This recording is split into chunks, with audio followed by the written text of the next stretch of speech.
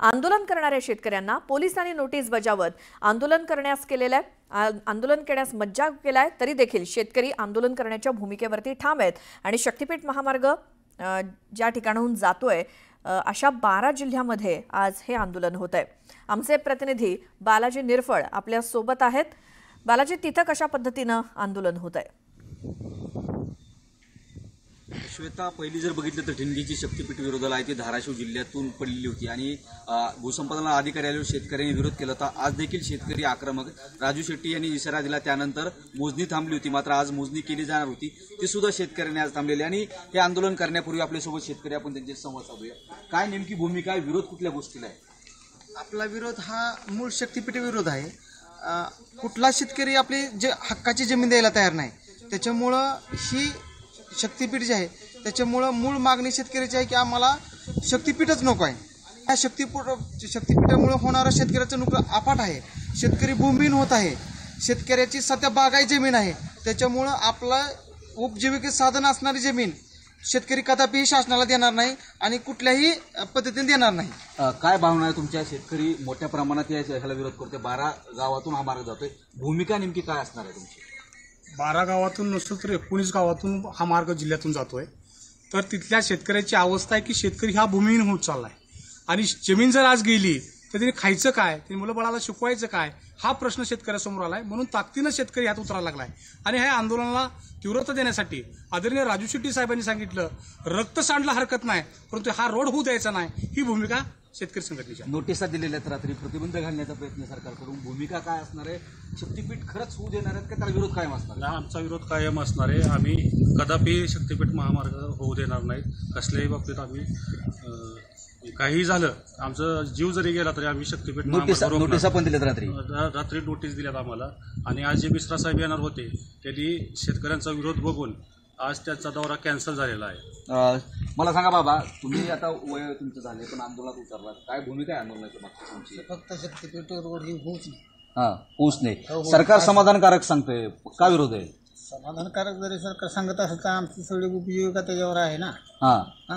कारण आम्ही पुन्हा क्षेत्र घेऊ शकत नाही कुठं किंवा मिळू शकत नाही। तुम्ही दिलेला पैसा हे तुम्हाला मोठा वाटतो, पण ज्यावेळेस आम्ही मार्केटमध्ये जमीन घ्यायला जातो त्यावेळेस त्या मार्केटनं जमीन मिळत नाही ना, मिळत नाही, वांदे असते, हे असते त्याच्यामुळे। मग आता नेमकी भूमिका कशी असणार आहे, कशा पद्धतीने आंदोलन पुढे जाणार, आजचं स्वरूप काय असणार आहे? आजचं स्वरूप आज रोडच्या माध्यमातून असेल। उद्या जर त्यांनी जर त्या ऐकायचा प्रयत्न केला नाही तर तिथे ड्रोन असतील, त्यांची काही यंत्रणा असेल, त्या यंत्रणेवर दाब स्वतः टाकायची भूमिका शेतकरी करतील। काय असणार भूमिका उद्या? जर ह्या शनी शक्तीपीठ नाही रद्द केला तर आम्ही शेतकऱ्याला कसल्याही पद्धतीनं शेतात येऊ देणार नाही आणि जर शासनाचा कुठला अधिकारी आमच्या शेतात आला तर आम्ही त्याला आमच्या शेतकऱ्याचा हिसका दाखवू आणि रुमनं हातात घेऊ। एकूण जर बघितलं श्वेता तर आज कृषी दिन आहे तसं, आणि राजू शेट्टीने धाराशिव जिल्ह्यातच घोषणा केली होती। कृषी दिन जरी असला तरी शेतकऱ्यांच्या दुःखाचा दिवस आहे। ज्या पद्धतीने शक्तीपीठ महामार्ग गरज नसताना लादला जातोय त्यालाच कुठेतरी विरोध दर्शवण्यासाठी 12 जिल्ह्यात हे आंदोलन होते आणि त्याला धाराशिव जिल्ह्यात उत्स्फूर्तपणे जो आहे तो प्रतिसाद मिळतोय। आज प्रशासकीय अधिकाऱ्यांनी मोजणी जरी थांबवली असली तरी 19 गावचे शेतकरी जे आहेत ते शक्तीपीठ महामार्गाला विरोध दर्शवण्यासाठी तुळजापूर सोलापूर महामार्ग असेल हा थोड्याच वेळात अडवून धरणार आहेत आणि त्यासाठी गावागावातून शेतकरी जे आहेत त्या आंदोलनासाठी निघालेले आहेत। श्वेता, एकूणच बघितलं तर प्रशासनानं देखील खबरदारी म्हणून जे उपाययोजना केल्या तरी मात्र शेतकरी हा शक्तीपीठ महामार्ग नकोच म्हणून ह्या भूमिका असल्यावरती ठाम असताना दिसत आहे। श्वेता, बालाजी धन्यवाद या सगळ्या माहितीसाठी। धाराशिव मधले अपडेट आपण घेतले। ही दृश्य आता आपण पुन्हा कोल्हापुरातली बघतोय।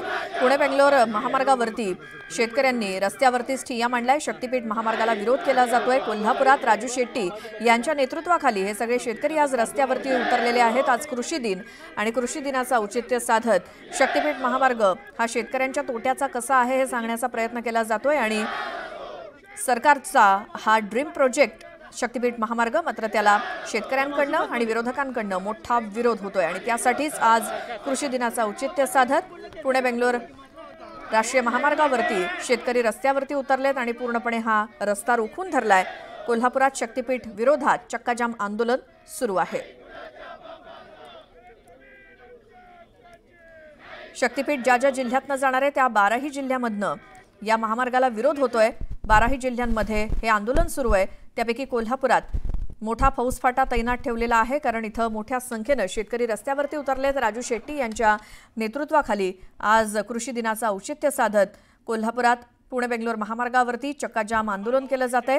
रस्त्यावरती सगळे शेतकरी, महिला शेतकरी सुद्धा आहेत आणि राजकीय पक्षाचे पुढारी सुद्धा या आंदोलनामध्ये आहेत, ते सहभागी झाले। या ठिकाणी पाहायला गेलं तर मोठ्या प्रमाणात आहे ते कोल्हापूर जिल्ह्यातल्या शेतकऱ्यांनी या शक्तीपीठ महामार्गाला विरोध केल्याचं पाहायला मिळते। आपल्यासोबत काही शेतकरी आहेत, त्यांच्या प्रतिक्रिया जाणून घ्या। काय सांगाल तुम्ही? आता रस्त्यावरती ठिय्या मारलाय, काय मागणी? रस्ता रद्द करायचा, शक्तीपीठ महामार्ग रद्द केल्याशिवाय आम्हाला त्याचा निर्णय दिल्याशिवाय आम्ही हलणार नाही। आम्ही निर्णय दिल्याशिवाय हलणार नाही म्हणतात, तुमची काय प्रतिक्रिया आहे? आमची पण आम्ही रस्ता होऊ देणार नाही, आम्हाला त्याने निर्णय दिल्याशिवाय हलणारच नाही। या ठिकाणी पाहायला गेलं तर महिला शेतकरी आहेत, तिथं काही शेतकरी लोकप्रतिनिधी सुद्धा यामध्ये सहभागी झालेले आहेत। काय सांगाल आता सरकारकडे नेमकी काय मागणी असणार आहे? सरकारकडे एकच मागणी आहे की हे शक्तीपीठ रद्द झालं पाहिजे।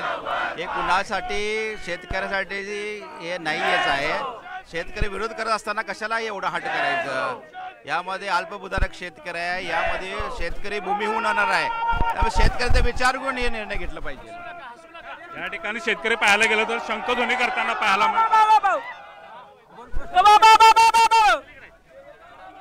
का तुम्ही का हा शिमगा करताय?